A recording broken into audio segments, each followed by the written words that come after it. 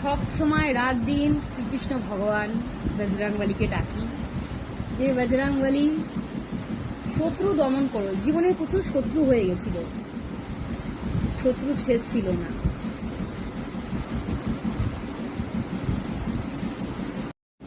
আজকের ডেটে দাঁড়িয়ে না আমি খুব ভালো করে পাপ পুণ্যগুলো বুঝি পাপ পুণ্য। আর একটা জিনিস বুঝি, বেকার ফালতু ইনভেস্ট খুব খারাপ জিনিস। এটাতে কি হবে জানো, এখন না আরো বিশ্বাস করি একটাই কারণে, যে বললাম যে সেদিন দিয়ে একটা গল্প বলছিলাম আমি, এটা গল্প না, এটা বাস্তব, যেটা আমাদের জীবনে হয়েছে।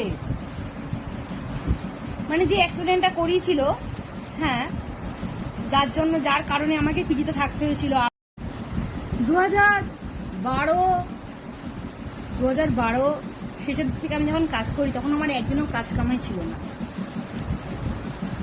আর 2016টা আমি হাফ কাজ করেছিলাম, তারপরে করতে পারিনি ফ্যামিলি প্রবলেমের জন্য। তার আগে তবে কি, যারা মনে করে না মানুষ ঠকিয়ে, যারা নিজেকে রাজা মনে করে, মানুষকে বোকাচন্দ বানিয়ে, যারা তোমার জন্য কিছু অপেক্ষা করছে, চিন্তা করো না, সবকিছুর হিসাব হয়। আমার হিসাব যদি হয় তো চল তোরও হিসাব হবে। যেমন এটা একটা কথার মাঝখান থেকে একটা অন্য টপিকে চলে আসলাম, যে ইউটিউবে ভিডিও চালে আশেপাশের কিছু মানুষ গায়ে লাগিয়ে নেয়, মনে করে কি এই একটা দুটো তিনটে চারটে পাঁচটা ছটা এটা নিয়ে পাড়াটা বিশাল বড়, গিয়ে দেখ পাড়ার বাইরেও অনেক। আসলে কি বলতো, দু একজন আছে না যারা আশেপাশের বাড়ি নিয়ে মরে সামান্য ব্যাপারে, তারাই এটা ভাববে। আমি ভুল করেও আশেপাশের কাউকে নিয়ে ঠুকি না, আমি ঠুকতেই চাই না। শোনো, আমি কারোর লাইফ নিয়ে ইন্টারেস্ট না, আমি আমার নিজেকে নিয়ে ব্যস্ত। সত্যি আমি নিজেকে নিয়ে ব্যস্ত হয়ে জীবন। আমার না তোমাদের সাথে এখন না এরকম গল্প করতে বেশ ভালো লাগে।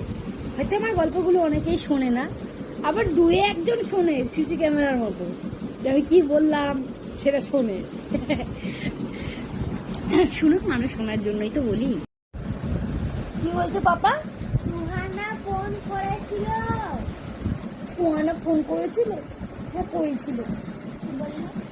আমি বললাম আমার মাম্মাম আজকে স্কুলে যাবে না, আগে থেকে আমার মামা বলে দিয়েছে, তুমি জানো না সুহানা মা? কি বলছে পাপা? সুহানা ফোন করেছিল। সুহানা ফোন করেছিল? হ্যাঁ করেছিল।